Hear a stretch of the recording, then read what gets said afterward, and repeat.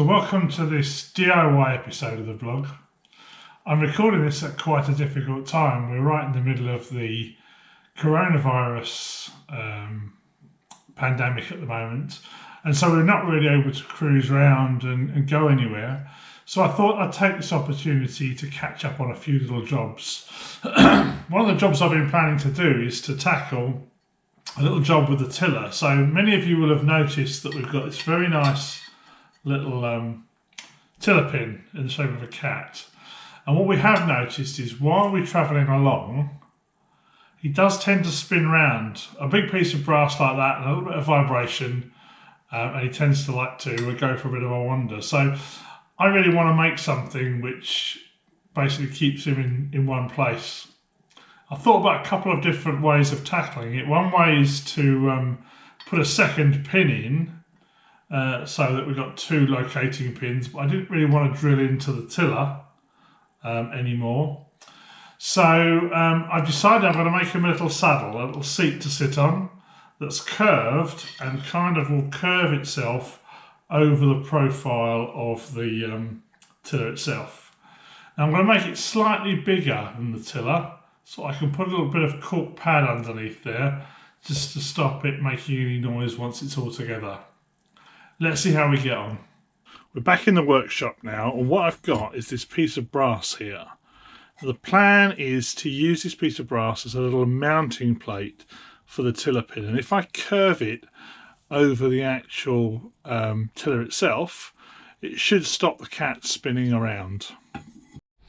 Okay, so the tool I'm going to use to bend this is a roller, and the way it works is that I can feed the metal in here. I can adjust this back roller in here, and what it's going to do is it's going to put a curve on the brass as I go. It's something you've got to do quite gently.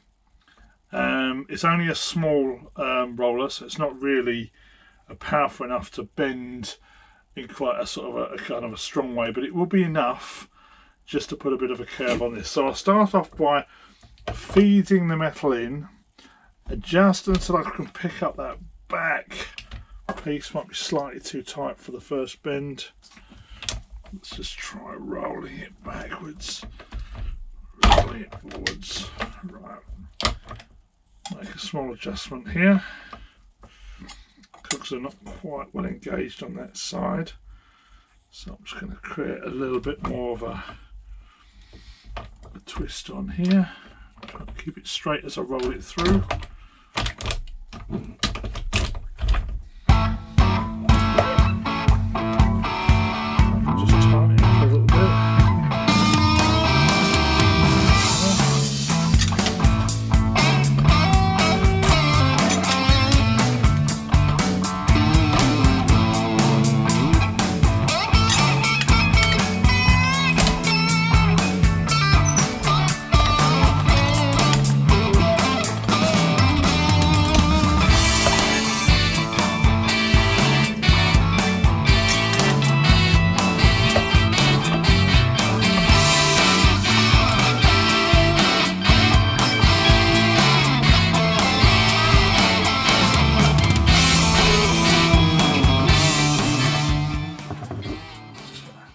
Okay, so we finished. It's off the roller now. I've just checked the dimension across there.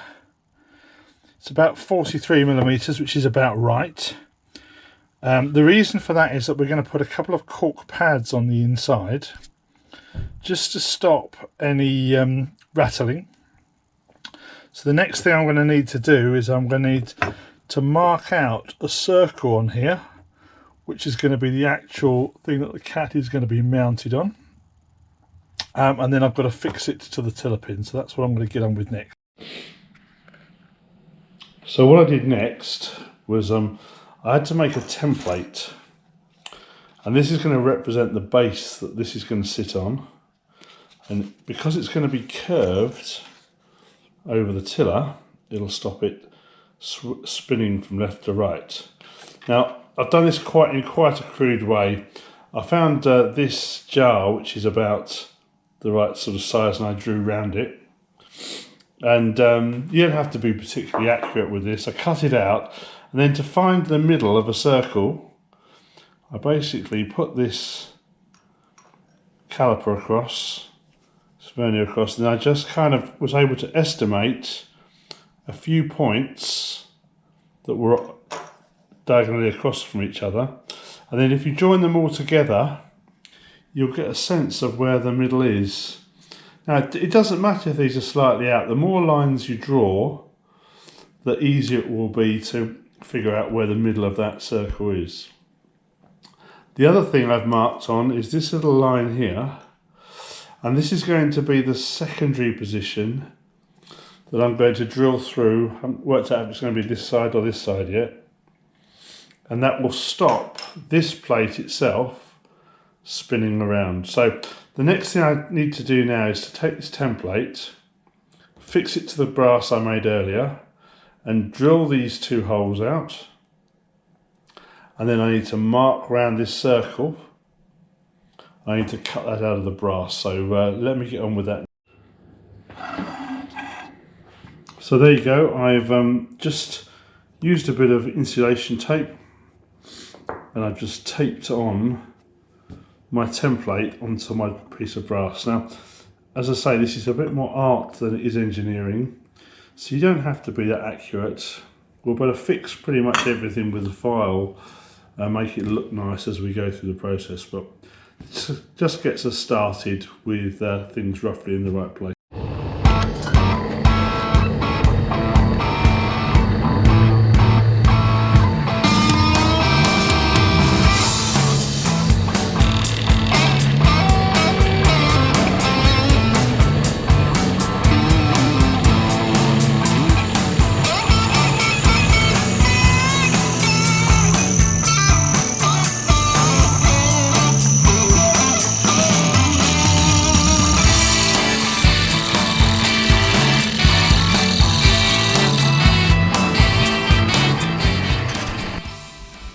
So we're just about to drill the second hole. Now, a couple of things that I like to do.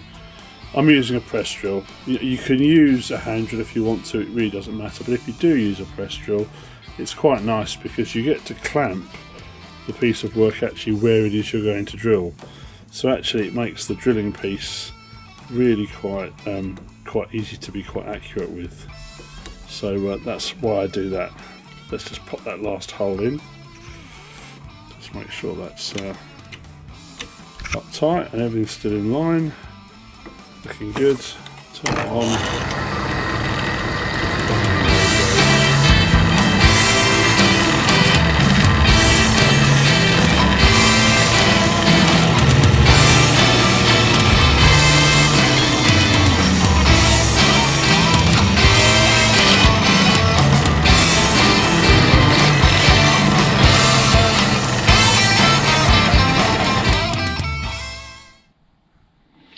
Okay, so what I've done now is I've cut out this the circular shape.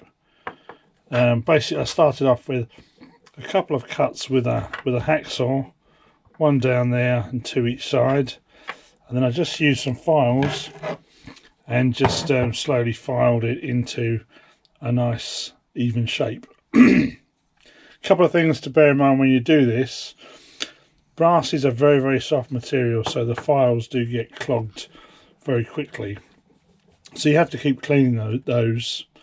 The other thing to bear in mind is that not to be tempted to use something like a grinder. It might be tempted for speed, but brass isn't great on abrasive wheels. They clog the wheel up very quickly. You can get a lot of heat in the wheel, and that can actually fail on you. So takes a little bit of time. But a file is the best way. The other thing I did use a little bit of, just to trim around further, is I use some snips. And what I do when I use snips is I generally put them in a vise and then use them like bench shears. It just makes it a bit more controllable than trying to sort of hold both lots in the hand and use them like scissors. So the next part of the operation is to fix this piece to this piece here. So that's the pin that will go back through the tiller as normal. So what I need to do in here So I need to drill a hole all the way through there, and then I'm going to use a screw just to screw that to the base. I'm probably just going to use one, but if I think the cat ends up being too tilted forward, I might use a second screw just to balance it up. But we'll start off with one and see how we go. So the drill bit that I'm using is a 2.9mm drill bit. That matches the 3.5mm screw that I intend to use. And the difficulty here is going to be getting the thing at 90 degrees because there's not a huge amount of space. So that's going to be a bit of a challenge.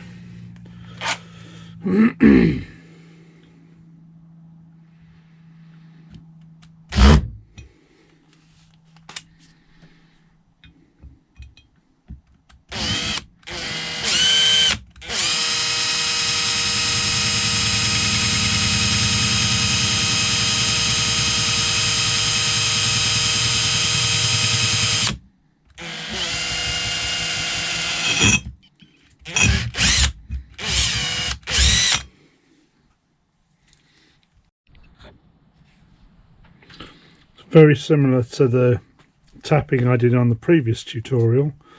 I'm just going to carefully now start tapping the hole in here.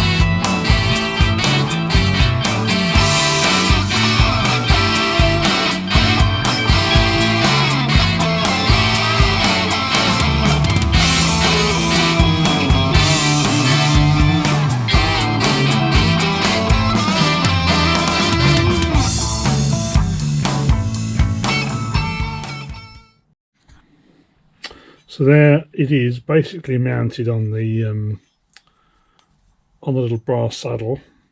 Now, as I said, I thought that I was going to have a bit of a challenge around the cat not quite sitting flat. The reason for that is that the casting itself underneath here isn't particularly smooth. So I've got a couple of choices. I could either rub down the base of the casting so that's flat, but with the pin that might just be a bit awkward. So I think all I'm going to do is put a second screw just in the back of it there, and that should just hold the whole thing nice and steady. Now, because I've got the first screw in, it's going to be really easy. I can just put this whole thing up on the drill and just drill all the way through and then enlarge the hole where the screw sits. So I'm going to do that next. So there we go. I've fitted the second screws in now. So now I'm able to get him adjusted so he sits reasonably flat on there. The next part of the job really is to clean this piece up. There's a couple of little scratches that I put on it while I was putting it together. As it happens, actually most of the worst ones you can't see because they're right up against the body. But this all needs cleaning, polishing. The edges of this need rounding off a little bit more, make it a little bit more smooth. So that's the piece that I'm going to tackle next. Okay, so we're done now. So I've put him all together. I've screwed his base on. I'll pop him on the little through the tiller. There he is. He sits on there like he can't turn around now. Whichever way I sit him, he'll stay put. We can always unscrew the base at a later stage for cleaning if we need to, which is quite good. So yeah, I'm quite pleased with that. Thank you all for watching. I know it's a very difficult time for many people, so our thoughts are with all those people cruising around, and hope you stay nice and safe, and we'll see you next time.